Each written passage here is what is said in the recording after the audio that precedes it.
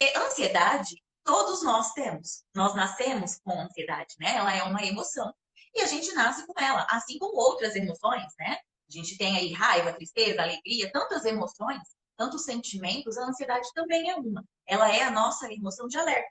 Ela nos sinaliza, né, o estado de alerta para que a gente consiga ali lidar com situações que a gente precisa estar mais atento, né? Eu costumo dar o exemplo de atravessar a rua.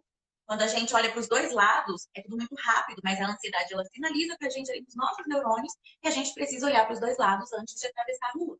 Assim como quando a gente tem algum evento, vamos dizer assim, a gente tinha essa live aqui hoje para fazer, e aí a gente se organizou para estar aqui neste momento, para fazer uma boa entrega, o que a gente ia querer colocar aqui para as pessoas, né? Para que o nosso servir fosse realmente aproveitado.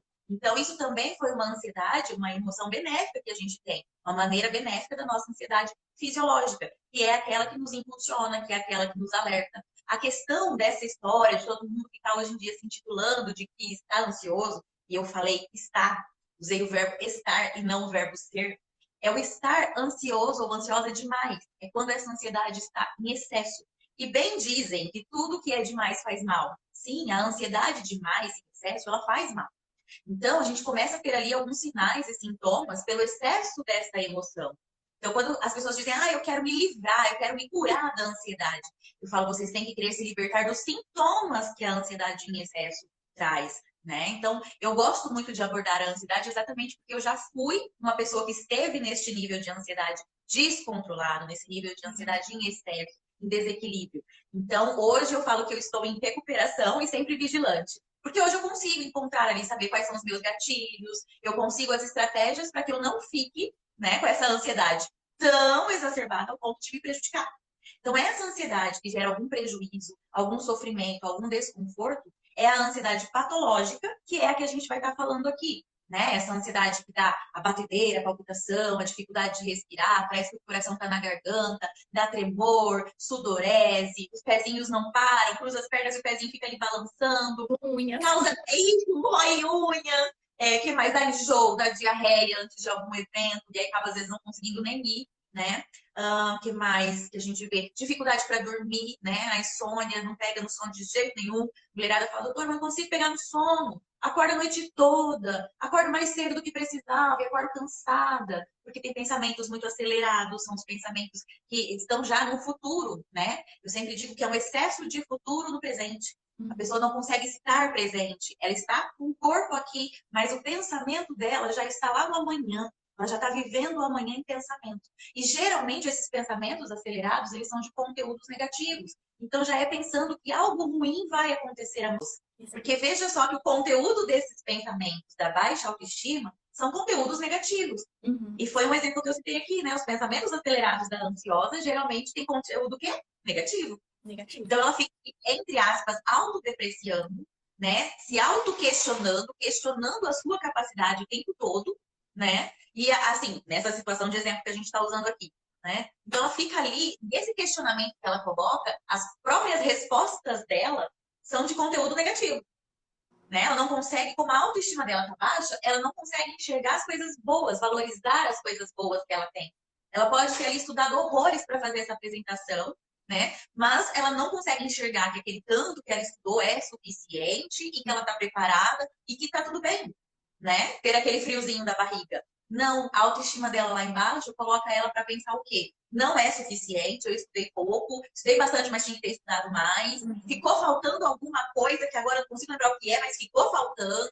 E aí ela não consegue, então, realizar o que ela tinha se proposto, ela não consegue realizar a apresentação, porque ela começa com esses sintomas, tanto físicos quanto esses mesmos psicológicos que a gente citou aqui, que acabam paralisando ela, bem como você disse. Ou desmarca, ou não vai, né? Simplesmente. E com isso, o que, que acontece? Ela pensa, nossa, realmente, eu não estava Uhum.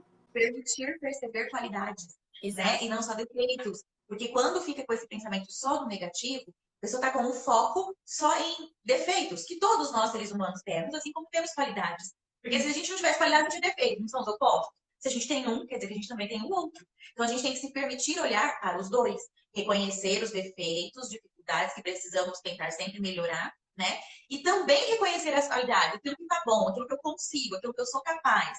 Ah, talvez eu não consiga fazer isso nessa proporção, mas eu consigo e eu sou boa em fazer determinada outra atividade, determinada outra proporção. Então, como que eu vou conseguir lidar com isso, né? E aí eu sempre falo que é importante buscar ajuda, porque é muito difícil, né, Jéssica, a pessoa conseguir ter essa visão, né? Conseguir separar, conseguir discernir, conseguir se abrir ao ponto de perceber que só está focado no ruim, né? Eu falo que assim, abre um leque, né? Tira o foco disso para abrir um leque.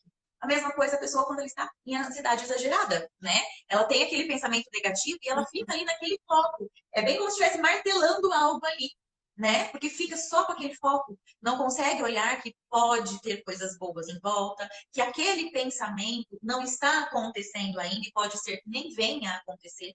Mais de 70% dos pensamentos negativos das ansiosas não acontecem.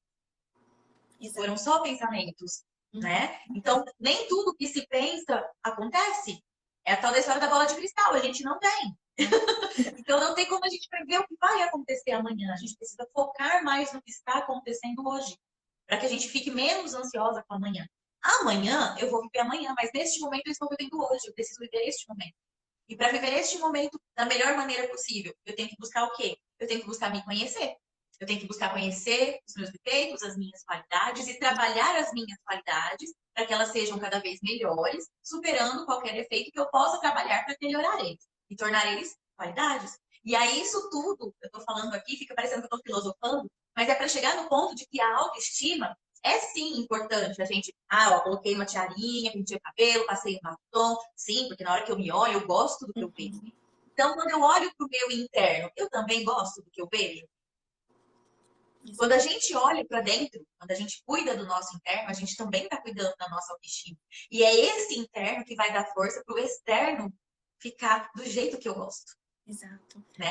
A gente vai valorizar o que a gente vai olhar no espelho quando a gente estiver aqui dentro bem o suficiente para dar este valor. E quando a gente dá este valor, é que a gente coloca a nossa autoestima de médio, né, de equilíbrio para cima. Então, eu preciso ter uma boa autoestima. Como que você vai ter uma boa autoestima? Valorizando-se. Exato. E valorizando tudo o que você tem de bom, né? Pode ser, eu gosto do meu cabelo. Legal, seu cabelo é lindo, você gosta dele? Ótimo. Mas eu gosto do meu poder de acolher. Sim. É o meu poder. Eu consigo acolher, eu consigo me colocar no lugar do outro, eu consigo entender, aceitar e tudo bem. Então, isso é uma qualidade que eu enxergo em mim e eu gosto disso. Então, eu valorizo isso. Não que eu não tenha defeitos. Eu já comecei aqui a live já me abrindo e colocando que eu tenho, sim, as minhas dificuldades e particularidades. Por isso que eu estou sempre me vigiando, para não ficar sempre no piloto automático, acelerada, típico de quem tem o pezinho na ansiedade em exagero. Sim. Exatamente. E não é um processo fácil e gostoso, né? Você se conhecer, você perceber os seus defeitos, o que você precisa melhorar. A gente não pode romantizar isso, achar que é gostoso, né? Mas o amor próprio, a autoestima também é isso. É você conseguir olhar para os seus defeitos e não se odiar por isso, né? Entender que, tá bom, tudo bem, vamos cuidar disso. Mas e as outras coisas, né? E as minhas qualidades? É até um exercício que eu costumo passar muito na terapia, né? E vou falar aqui para quem estiver assistindo, claro que não é essa a solução, né, para tudo, mas é um exercício que a gente pode começar a praticar, né? Então, todos os dias, escreva uma frase para você, né? Falando uma coisa que você tem de bom, né? Então, eu gosto do meu jeito de ouvir as pessoas, né? Da habilidade que eu tenho para ouvir as pessoas. Eu gosto de ser uma pessoa comprometida, né? Uma qualidade interna. E aí você vai enchendo, coloca num potinho. Vai enchendo esse potinho. E aí um dia, né, no final do ano, por exemplo, você abre. Né? Então eu falo que é um exercício diário para você ir abastecendo, né? Se abastecendo dessas suas qualidades, de reconhecer essas suas qualidades, né? Coisa que a gente não faz. Na verdade, a gente faz o oposto. Cometi um erro, nossa, como eu sou burra, nossa, como eu sou isso, como eu sou aquilo. Mas nesse outro lado, né, de se elogiar, de se valorizar por aquilo que você tem de bom, a gente não faz. Então é um exercício que vai mudar o teu olhar, né? De certa forma, a intenção é essa, mudar o teu olhar para conseguir reconhecer pequenas coisas que no final, todas somadas, vai ser muito, né? Vai ser suficiente para que você se sinta um pouco melhor, né? O que você está enchendo o seu potinho, né? Todo mundo tem o seu potinho. E aí você está abastecendo o seu carro, né? Está colocando que combustível? Você está enchendo o seu potinho com o quê? Então vamos começar a encher o potinho com coisa boa. É bem a história do copo meio cheio ou copo meio vazio. De qualquer forma, ele está na metade. Mas eu tenho o poder de olhar para ele como eu quiser. Se ele está meio cheio ou se ele está meio vazio. Exato. Porque todos nós somos um copo meio cheio e meio vazio. E aí a gente vai querer fazer o quê? Vai querer encher mais ou vai querer esvaziar mais, Exatamente. né? E não é fácil, não é gostoso. Eu costumo dizer que a gente quer o mais fácil, o mais rápido e o que for gostosinho para fazer, né? E aí fica complicado a gente enxergar os nossos defeitos, aceitar os nossos defeitos e se propor a melhorar esses defeitos para que talvez eles se tornem qualidades. Mas também estar aberta a olhar as qualidades, aquilo de bom que a gente já tem. Exatamente, né? O que você faz de melhor? O que você faz de bom? Sim. Uma vez eu precisei fazer um exercício, isso há um tempo atrás, onde me perguntaram, falaram assim, olha, vocês vão colocar aqui no papel o que vocês fazem de melhor, o que você faz de bom. Fala assim, eu sou boa nisso. E aí eu peguei e falei, gente, olha, eu nunca parei para pensar no que eu sou boa. Não que eu nunca tenha visto que eu tenho qualidades, não é isso. Mas eu nunca tinha parado para listar. Olha, eu sou boa nisso, eu sou boa nisso. Cara, nisso eu sou boa. Sabe quando você não para se elogiar? É muito típico o piloto automático, a pessoa se olha no espelho e ela realmente só se olha no espelho para lavar o rosto, escovar dente, né, passar a maquiagem, enfim. Mas ela não se olha no espelho para falar assim, você é boa nisso, hein? Eu gosto de você porque você é boa nisso. Se eu tivesse que dar uma dica, assim, pontual aqui, assim, é uma dica só que você vai dar. Eu daria a seguinte dica. Se você perceber que alguma coisa do que a gente falou aqui se passa com você, se você se identificou com algum ponto aqui dessa nossa conversa, busque a ajuda de um profissional. Exato. Essa é a minha dica. Por quê? Porque tanto para quem está com a autoestima baixa, quanto para quem está com a ansiedade em excesso, é muito difícil conseguir abrir este leque e enxergar as coisas como são precisas neste momento. Porque é um momento que está tudo muito nos extremos, né? A autoestima bem baixa e a ansiedade bem alta. Então, como está tudo nos extremos, fica ali como se fosse uma visão turva, está embaçado, fica difícil de enxergar o que precisa ser visto.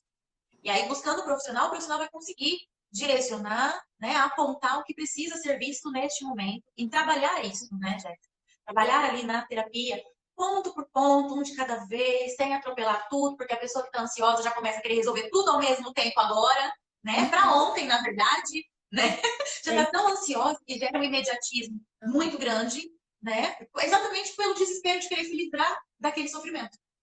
Né? Então é super compreensível essa postura da pessoa que está muito ansiosa, mas ela sozinha, exatamente por estar neste ponto, vai ser muito mais difícil o processo. Né? Não que seja um processo fácil, a gente não está aqui romantizando que, olha, plim, tudo vai se resolver. Não, é um processo. Talvez não seja um processo gostoso, talvez não seja um processo fácil, mas fica menos difícil quando você é guiado por um profissional. Se curtiu o vídeo, dá um like e compartilha. E não se esqueça de se inscrever no canal para não perder nada que eu vou trazer aqui.